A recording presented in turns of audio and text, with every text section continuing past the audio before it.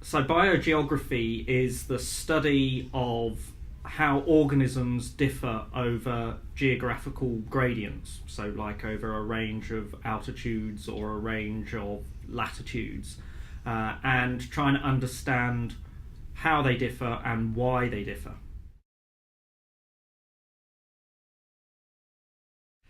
Well, over a geographical gradient, you have a range of different environments. So if you're thinking in terms of latitude, you go from tropical environments down to temperate environments. And so if you're seeing a change in the organisms that live in those particular environments, that's because they've adapted.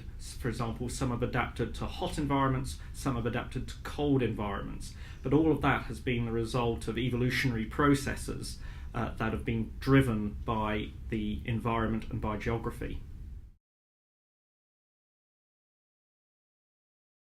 So the reason why I really enjoy researching evolution is because it answers all the big why questions in biology. Why are things the way they are? There was a very famous statement that said nothing in biology makes sense except in the light of evolution.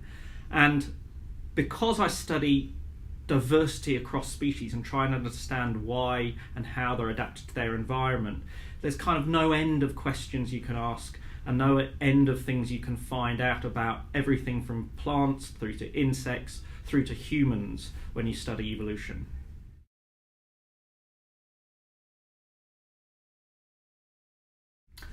So a lot of the work that I do involves analysing data on the characteristics, the behaviours, the morphologies, in other words like the anatomy and the physiology of organisms, plants and animals, and relating that to their evolutionary relationships to try and understand why closely related species share similarities and sometimes why closely related species differ and what caused them to differ, what drove them apart in their evolutionary past. So there's a never-ending realm of stuff you can investigate, and I often do this using data that's been collected by others, but trying to look for patterns in it.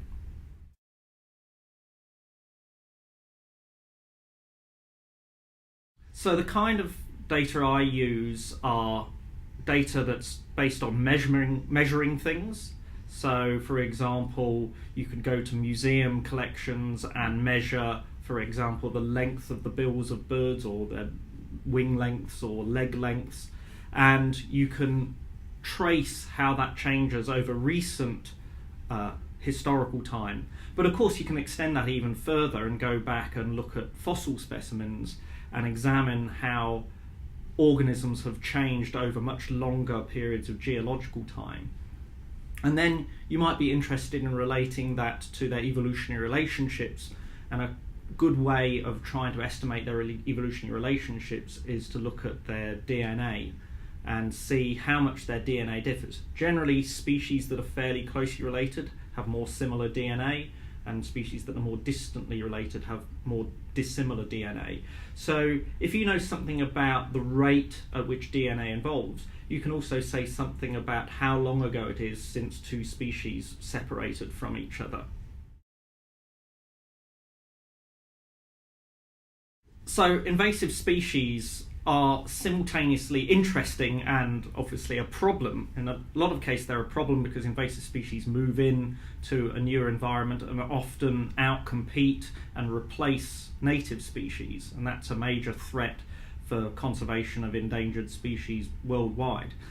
On the other hand, from an evolutionary biology point of view, invasive species are really interesting because they are like evolutionary experiments in action. You have a new species moving into a new environment and then adapting rapidly to that environment. And so, for example, seeing how cane toads have invaded into Australia, and you can see in the 80 or 90 years since they've been in Australia how they have changed. For example, the cane toads that are now spreading into Western Australia don't hop anymore. They have longer legs and they run. So you're getting these changes in these kind of invasive species which make fascinating studies for evolution.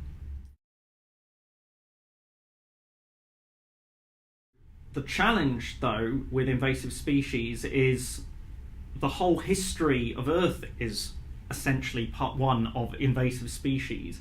So it's sometimes difficult to know where a species originally came from. If it's spread here, there, and everywhere, trying to reconstruct, well, where did this originate and why did it originate? What were the evolutionary forces that caused this species initially to evolve? That can become very complicated when you've got multiple populations of this spread across the planet.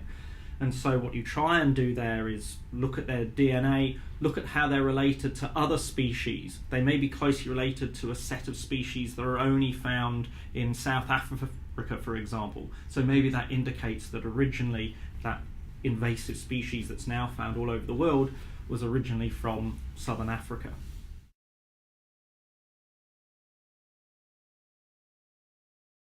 So if we understand how species vary across different environments, we can start to make predictions about what will happen when that environment changes. And of course, that's a big issue these days when we think about climate change.